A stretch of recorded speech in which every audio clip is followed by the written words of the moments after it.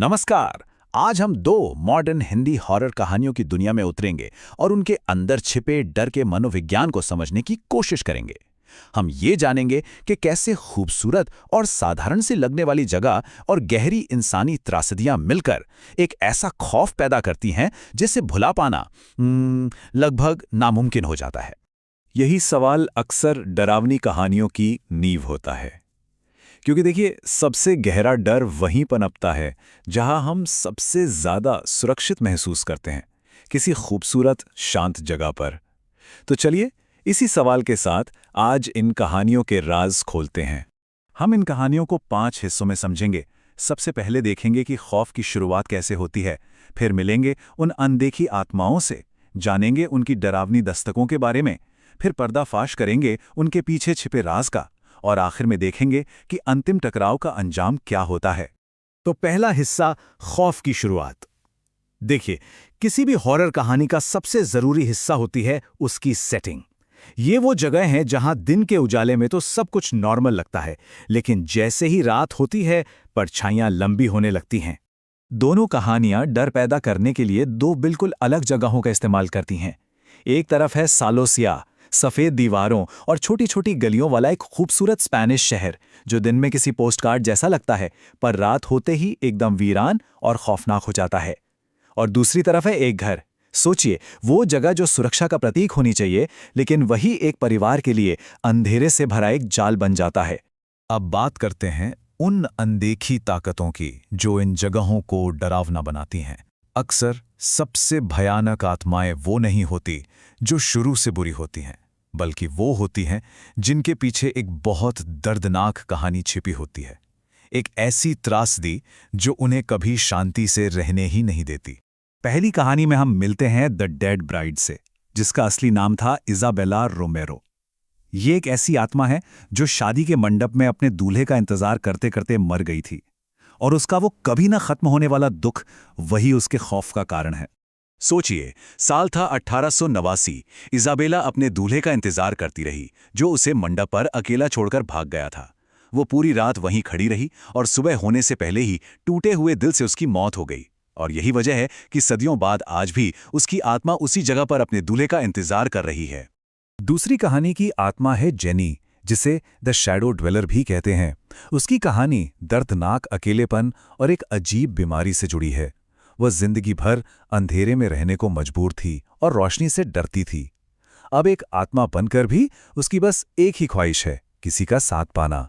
Jenny ने अपनी पूरी जिंदगी एक सेफ हाउस के अंधेरे में गुजारी।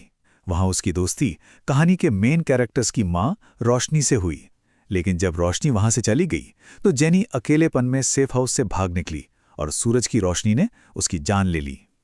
अब उसकी आत्मा बस अपनी दोस्त रोशनी के साथ रहना चाहती है, चाहे उसके लिए कोई भी कीमत चुकानी पड़े। तो ये आत्माएं अपनी मौजूदगी का एहसास कराती कैसे हैं?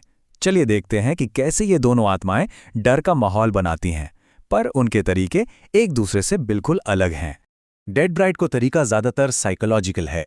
वो सीधे हमला नहीं करती, बल्कि धीरे धीरे खौफ पैदा करती है, जैसे गली के कोने में एक सफेद सिलुएट का दिखना, गीली मिट्टी और पुराने फूलों की अजीब सी महक, और फिर दरवाजे के हैंडल का अपने आप धीरे धीरे हिलना। वहीं दूसरी तरफ जेनी ज्यादा आक्रामक है। वो अंधेरे में फुसफुसाती है, लोगों पर सीधे हमला करती है, और उसका सबसे बड़ा हथियार है रोशनी को खत्म करना। हर हॉरर कहानी में एक ऐसा मोड़ आता है जहां किरदार ये समझने की कोशिश करते हैं कि आखिर उनके साथ हो क्या रहा है। ये वो हिस्सा है जहां डर एक पहेली बन जाता है और उसे सुलझाना बहुत जरूरी हो जाता है।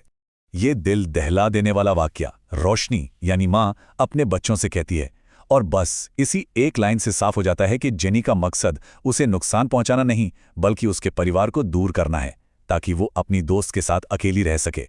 और यहीं से कहानी का राज और भी ज्यादा गहरा हो जाता है। दोनों कहानियों में सच तक पहुंचने का तरीका भी एकदम अलग है।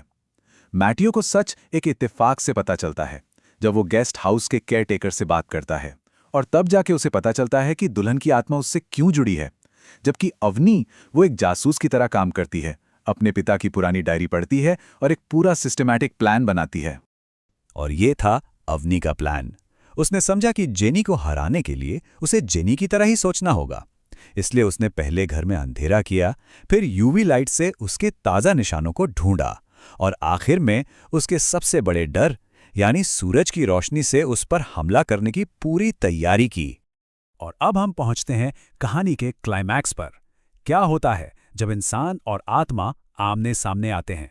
क्या समझदारी और योजना काम आती है या फिर डर जीत जाता है? मेटियो का अंजाम बहुत दुखद होता है। वो आत्मा के इरादों को समझ ही नहीं पाता और डर के मारे भागने की कोशिश करता है, लेकिन उसका डर ही उसकी सबसे बड़ी गलती बन जाता है। डेड ब्राइड उसे अपना नया दूल्हा मानकर हमेशा के लिए अपने साथ ले जाती है और अगली सुबह उसकी लाश उसी टूटे हुए वेडिंग आर्च के नीचे मिलती है। लेकिन अवनी और अमन की कहानी का अंत बिल्कुल अलग है। मैटियो की तरह भागने के बजाय उन्होंने डर का सामना समझदारी और हिम्मत से किया।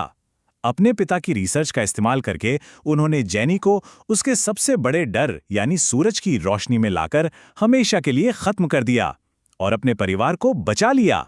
तो इन दोनों कहानियों के बाद एक सवाल मन में रह जाता है, क्या इज़ाबेला या जेनी सच में बुरी थीं, या फिर उन्हें राक्षस उन हालातों ने बनाया जिनसे वो गुजरी थीं? धोखा, अकेलापन और दर्द। शायद असली डर आत्माओं में नहीं बल्कि उन मानवीय त्रासदियों में छिपा है जो उन्हें जन्म देती हैं।